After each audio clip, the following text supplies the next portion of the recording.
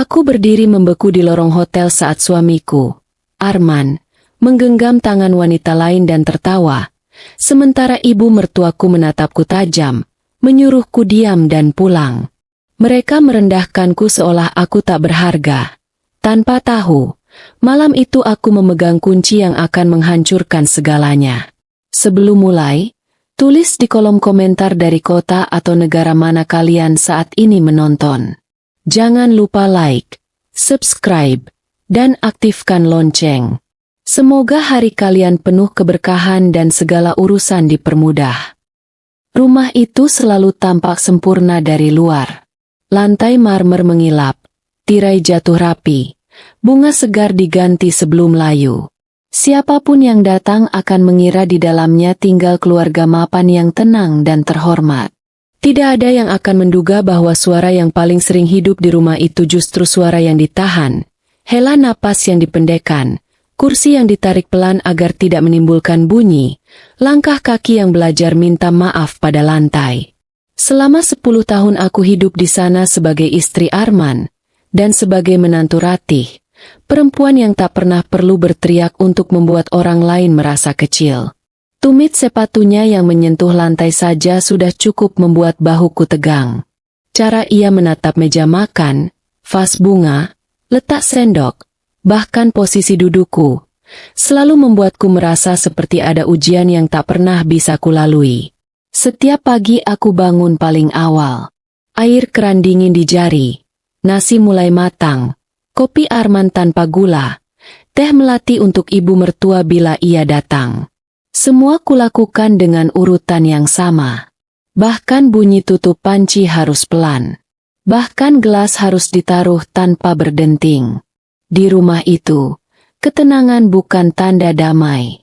Ketenangan berarti aku sedang berusaha agar tidak ada yang punya alasan untuk merendahkanku hari itu. Arman dulu tidak seperti ini.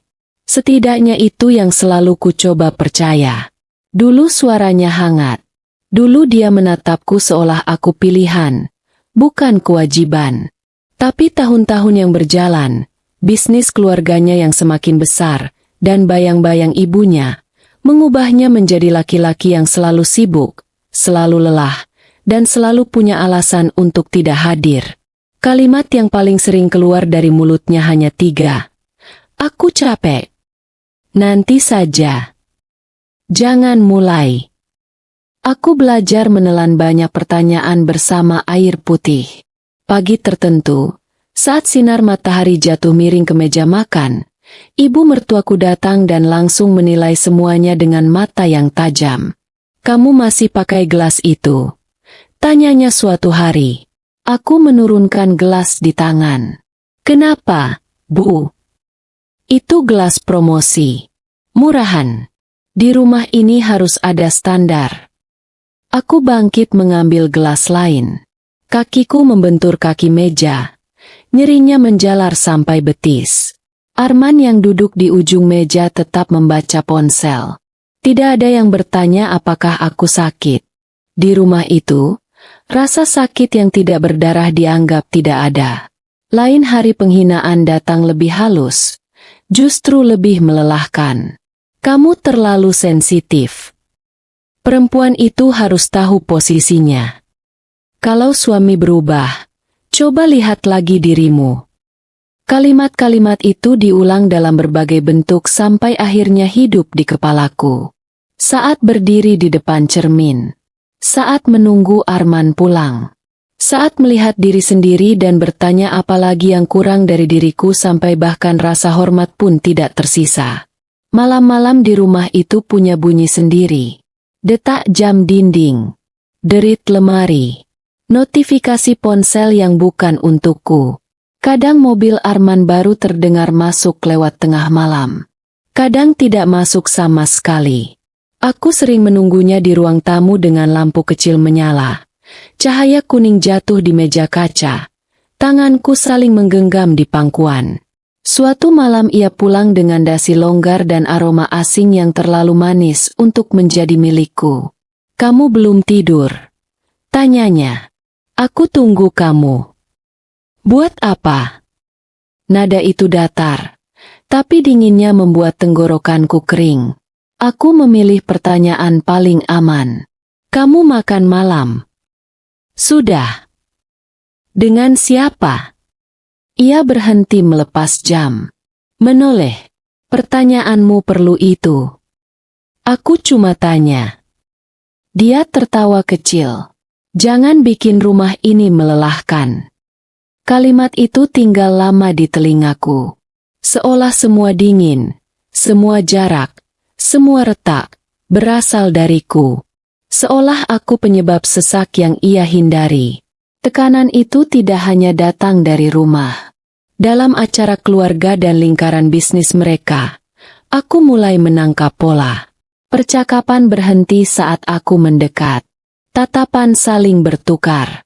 Senyum-senyum yang terlalu cepat dipotong. Di satu makan malam keluarga, saat sendok beradu pelan dengan piring, ibu mertua menatapku dari seberang meja. Kamu sekarang sibuk apa?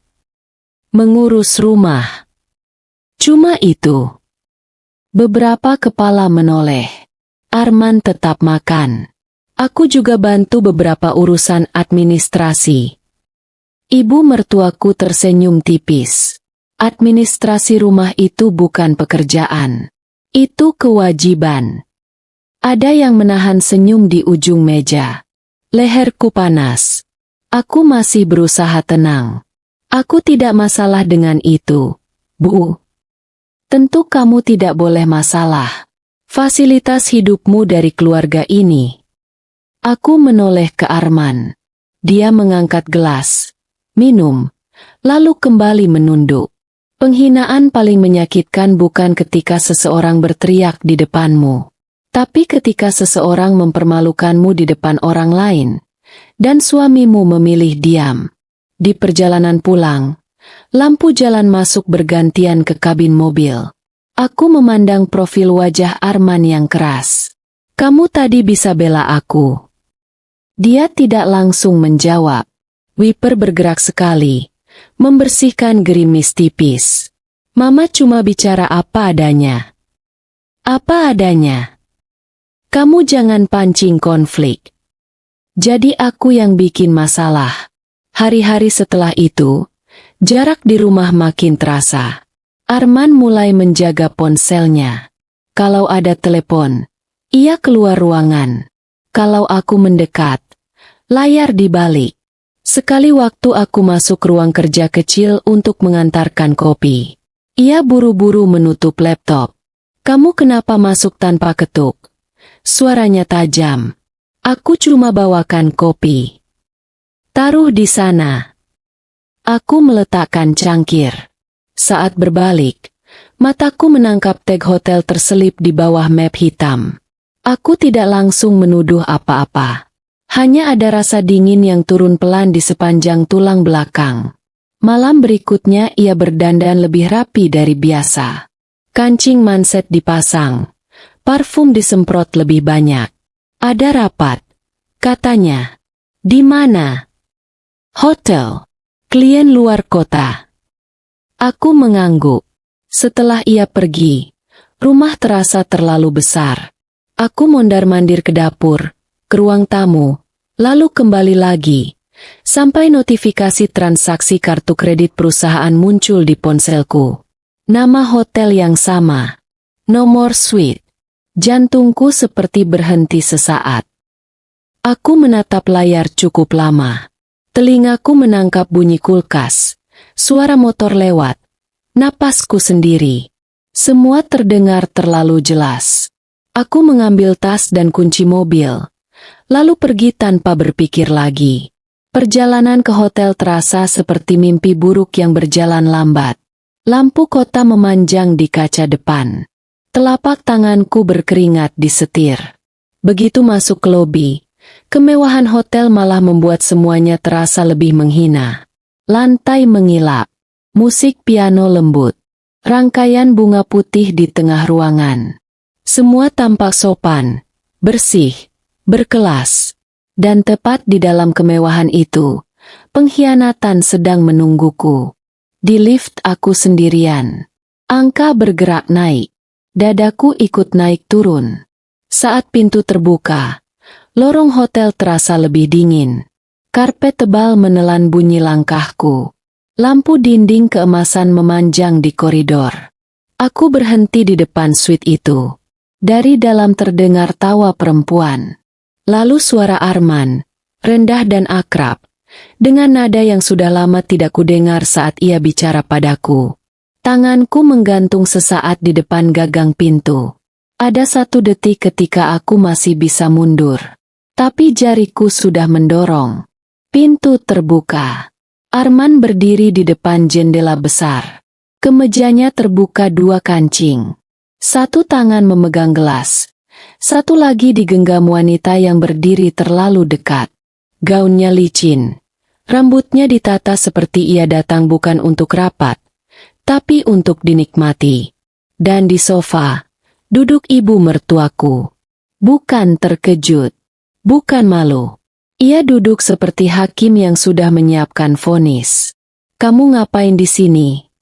Suaranya datar. Aku berdiri di ambang pintu. Bau parfum wanita itu bercampur aroma minuman dan pendingin ruangan. Telingaku berdenging. Arman menatapku tanpa panik. Hanya kesal. "Kamu seharusnya di rumah." Wanita itu menatapku dari atas ke bawah, lalu bertanya tanpa malu, "Ini siapa?" Pertanyaan itu menghantam lebih keras daripada tamparan. Ibu mertuaku bangkit. Tumit sepatunya berbunyi pendek di lantai kayu kamar. "Ini istrinya," katanya, lalu menatapku penuh evaluasi. "Dan kamu seharusnya tahu diri." Aku mencoba bicara, tapi tenggorokanku kering. Sudah cukup," potongnya. "Tidak usah buat drama.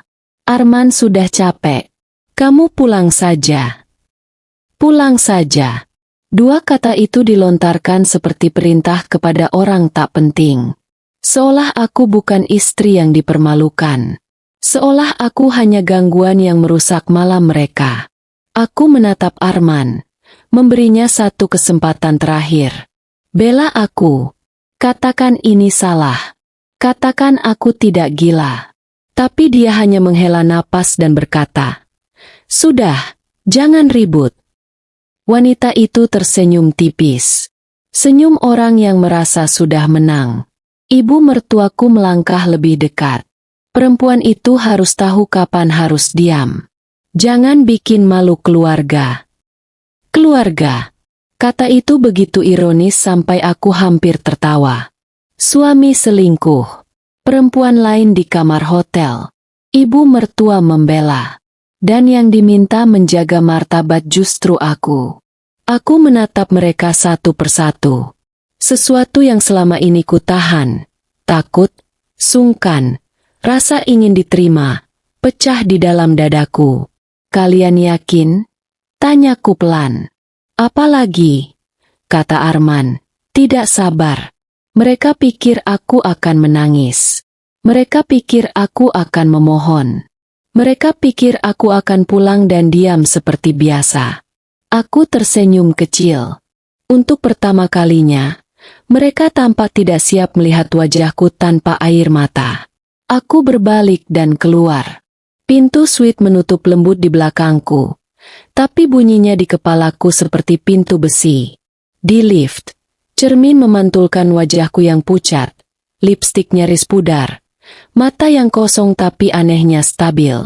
Di lobi hotel, musik piano masih mengalun. Orang-orang masih lalu lalang. Dunia tidak berubah. Padahal hidupku baru saja terbelah. Di mobil aku tidak langsung menyalakan mesin. Kedua tangan bertumpu di setir. Napasku pendek. Lalu air mata turun satu-satu. Bukan tangisan besar. Hanya tetes panas yang jatuh diam. Seperti sisa-sisa kepercayaan yang akhirnya mati. Hari-hari setelah malam itu berjalan seperti kabut. Aku masih bangun pagi. Masih menanak nasi. Masih menyusun meja makan. Tapi semua gerak terasa seperti milik orang lain. Arman pulang larut. Kadang tidak pulang. Kalau pulang, ia bertingkah seolah tidak ada yang perlu dibahas. Aku mencoba bicara sekali. Kita perlu bicara. Kalau kamu mau ribut, aku lagi tidak ada tenaga. Aku lihat sendiri. Lalu, satu kata itu menghantam lebih keras daripada pengakuan. Lalu, ulangku, jangan bikin semuanya lebih buruk. Lebih buruk untuk siapa? Dia menatapku dingin. Kamu harus bisa jaga diri. Aku tertawa pendek. Yang harus jaga diri aku. Mama sudah bilang, perempuan itu harus tahu kapan diam. Kalimat itu keluar dari mulut suamiku sendiri. Saat itu aku tahu, yang hancur bukan hanya pernikahanku. Yang hancur adalah semua alasan yang selama ini kupakai untuk tetap bertahan. 2 hari kemudian ibu mertuaku datang. Kamu jangan bertingkah bodoh, katanya tanpa salam. Aku tidak bertingkah apa-apa. Bagus. Pertahankan. Perempuan cerdas itu tahu mana yang harus dilihat, mana yang harus ditutup mata. Aku menggenggam ujung meja makan sampai buku-buku jari terasa keras. Kalau anak saya butuh suasana berbeda, itu bukan berarti rumah tangga harus dihancurkan. Suasana berbeda. Begitu rupanya mereka menyebut pengkhianatan. Apa saya juga boleh cari suasana berbeda, Bu? Ia menoleh cepat. Jangan kurang ajar. Kurang ajar yang mana? Bertanya. Atau memergoki suami saya di hotel. Bunyi cangkir yang ia letakkan terdengar keras. Kamu hidup enak di rumah ini karena nama keluarga kami. Jangan lupa itu. Jadi itu inti semua sikap mereka. Mereka sungguh percaya aku hidup dari belas kasihan mereka. Bahwa aku harus menukar harga diri dengan fasilitas. Bahwa perselingkuhan bisa dimaklumi. Tapi kepatuhanku tidak boleh retak. Menangis kalau perlu. Katanya sebelum pergi. Tapi jangan buat malu kami. Tekanan sosial makin terasa. Telepon dari kerabat terdengar terlalu hati-hati. Dalam acara bisnis keluarga, 2 perempuan berbisik sambil melirik ke arahku. Saat aku lewat, salah satu berkata, "Semoga kuat ya," dengan senyum yang terlalu manis untuk menjadi tulus. Di toilet, di bawah lampu putih yang kejam, aku berdiri menatap cermin dan menarik napas panjang-panjang agar tanganku tidak gemetar. Dunia di sekitar kami tampaknya sudah tahu ada sesuatu yang retak. Dan seperti biasa, yang dinilai lebih dulu adalah perempuan yang dikhianati, bukan laki-laki yang mengkhianati. Di rumah, Arman makin berani memperlakukanku seperti beban. Suatu malam dia menerima telepon di meja makan. Aku sedang menuang sup. Begitu layar ponselnya menyala, dia berdiri sambil tersenyum. Senyum yang sudah lama tidak ia pakai untukku. "Kamu lagi makan," kataku. "Penting." Dia berjalan menjauh sambil tetap bicara dengan suara yang lebih lembut daripada suaranya kepadaku selama berbulan-bulan. Saat kembali, supnya sudah dingin. Aku hangatin lagi. "Enggak usah." "Siapa?" Ia menatapku jengkel. "Mulai lagi." Aku cuma tanya. Dia meletakkan sendok dengan bunyi cek pendek. "Kenapa kamu harus selalu jadi beban?" Kalimat itu membuat udara di ruang makan seperti habis.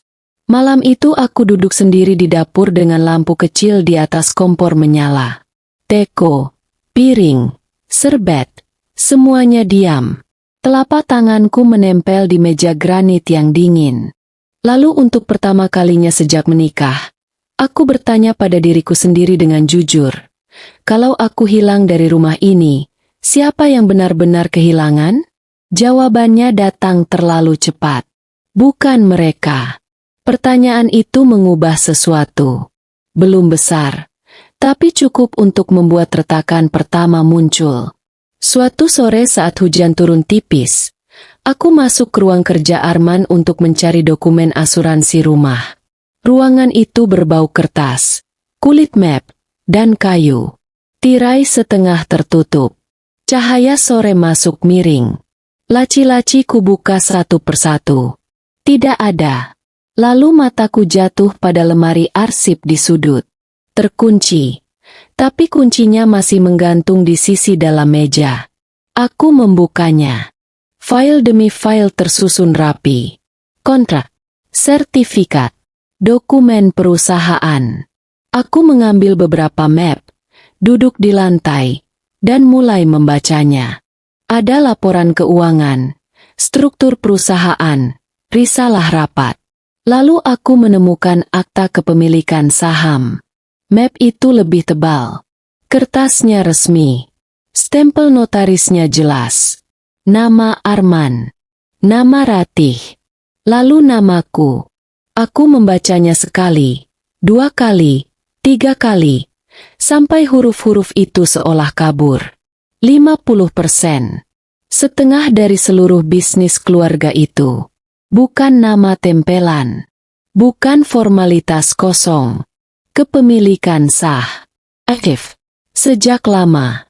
Aku menatap dokumen itu begitu lama sampai napasku terasa patah-patah. Mereka tahu. Sejak lama mereka tahu. Dan selama itu juga mereka membiarkanku hidup seperti orang yang harus berterima kasih. Aku tertawa kecil. Bukan karena lucu. Karena marah yang terlalu tajam kadang keluar dengan bentuk yang aneh. Di luar, hujan makin deras. Tetesannya memukul kaca jendela seperti jari-jari yang mendesak masuk. Malam itu aku duduk di ruang tamu gelap dengan lampu kecil di sudut. Dokumen-dokumen itu terhampar di meja. Di luar jendela langit hitam. Di dalam dada. Untuk pertama kalinya dalam 10 tahun, kemarahanku tidak lagi berputar mencari salahku sendiri. Ia bergerak lurus. Mereka punya suara. Mereka punya nama. Mereka punya jaringan. Tapi aku punya hak. Dan aku tidak akan meledak malam itu. Aku akan bangkit pelan. Keesokan harinya aku menemui Raka. Sahabat lama yang kini jadi pengacara.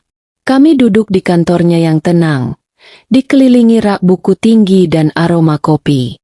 Ia membaca dokumen-dokumen yang kubawa dengan teliti. Setelah cukup lama, ia menatapku. Kamu yakin baru tahu ini? Aku mengangguk. Ia meletakkan map. Mereka bukan cuma jahat. Mereka ceroboh. Aku mau semuanya jelas. Jelas seperti apa? Aku mau akses penuh. Aku mau semua yang ditutup selama ini. Kalau ada kebusukan lain, aku mau lihat. Dan kalau mereka pikir aku akan diam seperti biasa, aku menatapnya. Mereka salah. Raka bersandar. Kalau kamu mulai, ini tidak bisa setengah-setengah. Aku juga sudah dipermalukan tidak setengah-setengah. Ia mengangguk pelan. Baik, kita buka semua. Setelah itu, hidupku masuk ke fase yang sunyi tapi paling menentukan. Aku tidak mengumumkan apa-apa. Aku tidak menantang Arman di rumah. Aku tidak memberi ibu mertuaku pertunjukan yang bisa mereka pakai untuk menyebutku emosional. Aku bergerak diam-diam. Tapi kali ini bukan karena takut. Karena aku tahu diam juga bisa jadi strategi. Aku mulai membaca semuanya. Dokumen, laporan, catatan rapat, struktur kewenangan, aliran dana. Mataku sering perih di malam hari. Bahuku pegal. Tapi setiap halaman yang kubuka membuat satu lapis kabut tersibak. Aku mulai mengerti bahasa bisnis yang dulu sengaja dibuat asing bagiku. Aku mulai melihat lubang-lubang.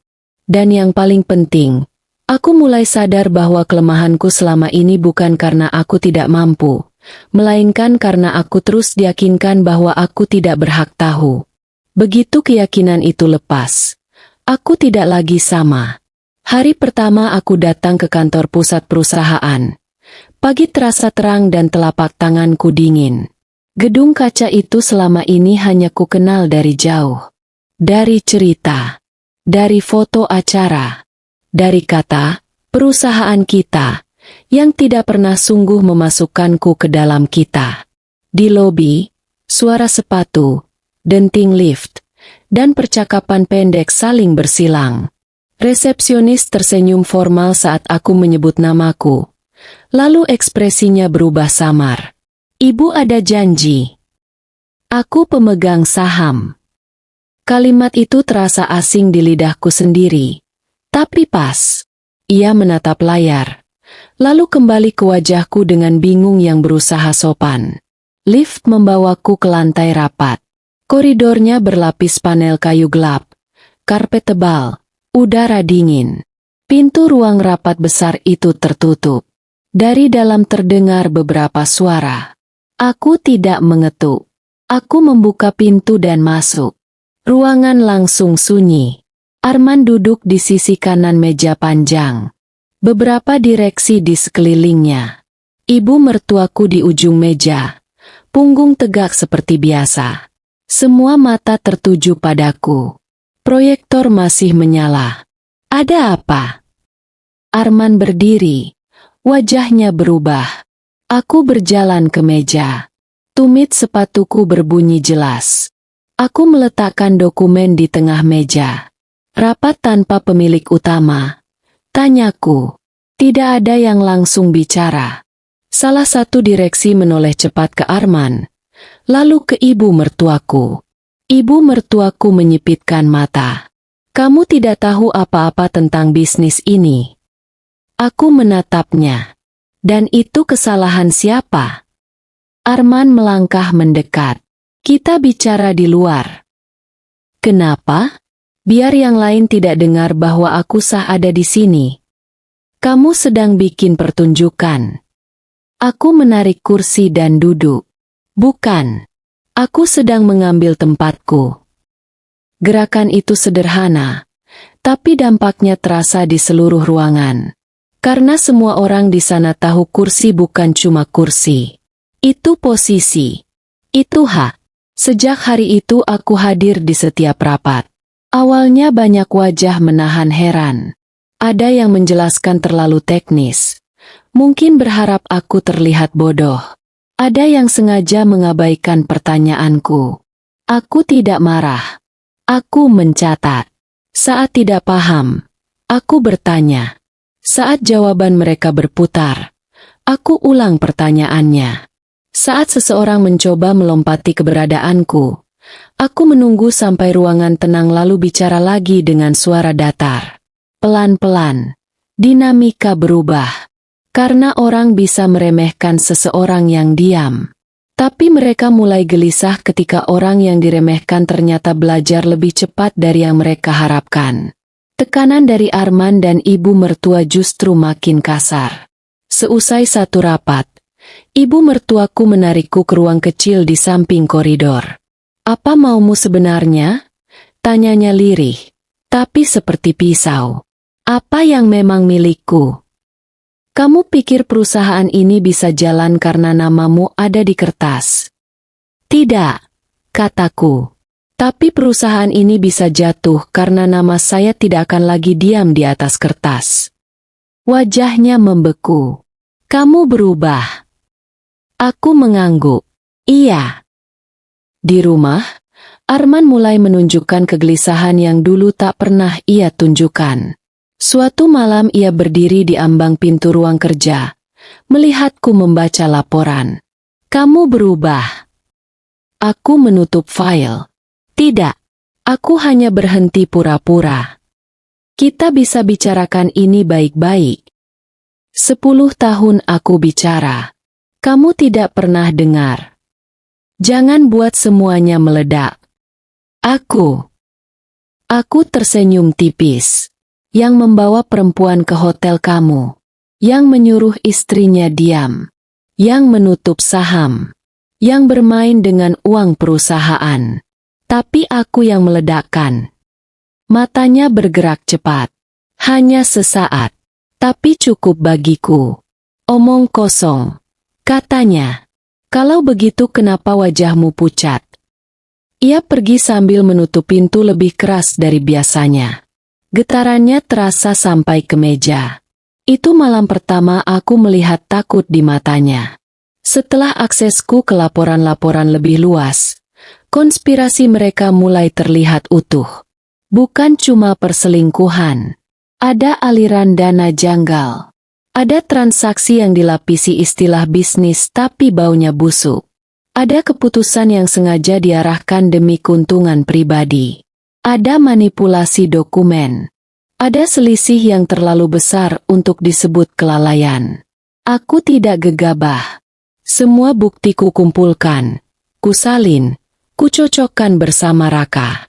Setiap kali menemukan potongan baru, perutku terasa dingin. Selama bertahun-tahun aku hidup di tengah orang-orang yang tak hanya tega menyakitiku sebagai keluarga, tapi juga cukup serakah untuk merusak banyak hal demi mempertahankan kuasa. Proses itu mengubah caraku berjalan, bicara, bahkan bernapas. Dulu aku mengecilkan bahu saat menghadapi mereka. Sekarang punggungku tegak tanpa kupaksa. Dulu aku merasa perlu menjelaskan perasaanku. Sekarang aku lebih suka membawa data. Hari rapat besar itu datang dengan langit pucat. Aku bangun lebih awal. Bunyi gantungan baju, air mandi, detak jam, semuanya terdengar bersih dan tenang. Seolah dunia memberi ruang untuk keputusan yang tidak bisa lagi ditunda. Aku memilih pakaian yang tepat, menatap cermin, dan melihat wajah yang jauh lebih tajam daripada beberapa bulan lalu. Ruang rapat utama penuh. Para pemegang saham hadir. Direksi duduk lengkap. Udara dingin. Gelas air tertata rapi. Proyektor menyala. Formalitas masih berdiri tegak. Untuk beberapa menit terakhir, aku berdiri di depan. Remote presentasi di tangan. Telapak tanganku kering. Jantungku stabil. Raka duduk di samping. Tenang. Arman tampak kaku. Ibu mertuaku menjaga wajahnya tetap dingin, tapi jarinya menekan terlalu kuat pada lengan kursi. Aku mulai bicara. Bukan dengan suara tinggi. Justru tenang. Tenang seperti seseorang yang tahu fakta tidak butuh dibela dengan amarah. Slide pertama muncul. Struktur kepemilikan. Slide kedua. Alur transaksi. Slide ketiga. Selisih dana. Slide keempat. Dokumen pendukung. Setiap layar berubah. Ruangan makin senyap. Suara AC terdengar panjang. Seseorang batuk kecil lalu berhenti. Kertas dibalik. Pena jatuh. Arman akhirnya berdiri. Ini tidak lengkap. Aku menoleh. Silakan duduk. Yang lengkap baru mau mulai. Beberapa orang saling pandang. Ibu mertuaku ikut bicara. Kamu tidak berhak membangun tuduhan seperti ini. Aku menatapnya lurus. Saya tidak sedang membangun tuduhan. Saya sedang membuka apa yang kalian tutup. Lalu aku keluarkan bukti lain. Rekaman pembicaraan. Catatan pertemuan. Dokumen yang menunjukkan keputusan dibelokkan. Ruangan pecah menjadi bisik-bisik tegang. Salah satu pemegang saham tua melepas kacamatanya dan mengusap wajah. Yang lain membungkuk ke berkas. Formalitas runtuh digantikan naluri menyelamatkan diri. Wajah Arman pucat. Wajah ibu mertuaku menegang. Kamu tidak berhak. Suaranya terputus. Aku berhak, kataku. Ruangan langsung diam lagi. Aku berhak karena namaku ada di sana. Aku berhak karena aku pemilik sah. Dan aku lebih berhak lagi karena selama ini kalian memakai namaku untuk menopang rumah yang kalian kotori sendiri. Tak ada yang menyela. Mulai hari ini, lanjutku, semua akses dibuka, semua posisi yang terlibat dibekukan, dan proses hukum berjalan. Kali ini ruangan benar-benar meledak. Bukan teriakan, tapi gerak cepat. Ponsel diambil, catatan dibuat, pertanyaan saling lempar. Keputusan memanggil keputusan lain. Wajah-wajah yang dulu pasif mendadak bergerak. Dan di tengah semuanya, aku berdiri tenang. Bukan karena aku tidak gemetar di dalam, tapi karena akhirnya gemetar itu punya arah. Setelah rapat, semuanya bergerak cepat. Investigasi internal dimulai. Posisi Arman dicabut. Jalur keputusan ibu mertuaku diputus. Beberapa aset diamankan. Dokumen-dokumen disita untuk pemeriksaan. Orang-orang yang dulu paling hormat pada mereka mulai menjaga jarak. Begitulah dunia mereka bekerja. Setia selama kuat. Menghilang saat bau jatuh mulai terasa. Wanita yang malam itu berdiri di kamar hotel perlahan lenyap dari lingkaran mereka. Namanya seperti sengaja dihapus dari percakapan. Tapi aku tidak lagi peduli padanya. Ia hanya gejala. Penyakit utamanya selalu sama. Arman, dan keberanian keluarganya menghancurkan orang lain sambil merasa benar. Rumah itu menjadi makin kosong setelah semua terjadi. Ruang makan tak lagi dipakai bersama. Pintu-pintu lebih sering tertutup.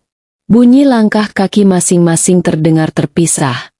Seperti penghuni hotel yang kebetulan berbagi alamat. Lalu tibalah pertemuan terakhir kami di rumah itu. Sore menjelang malam. Cahaya kelabu jatuh di lantai ruang tamu. Tidak ada televisi. Hanya suara pendingin udara dan ranting pohon yang sesekali menggesek kaca. Arman duduk di sofa. Bahunya turun. Wajahnya kusut. Mata merah seperti orang yang tidak tidur benar selama beberapa malam. Ibu mertuaku berdiri di belakangnya. Tapi kali ini ia tidak lagi tampak seperti perempuan yang menguasai ruangan. Lebih seperti seseorang yang menolak percaya bahwa akhir tetap datang bahkan pada orang yang terbiasa menang. "Kamu menghancurkan semuanya," kata Arman. Aku berdiri di depannya dengan tas di tangan. Barang-barangku sudah kukemas. Tidak banyak. Anehnya, saat benar-benar mau pergi, aku sadar sebagian besar benda di rumah itu memang tak pernah terasa milikku. Kamu yang memulainya. Ia menggeleng pelan. Kamu bisa berhenti sebelum sejauh ini.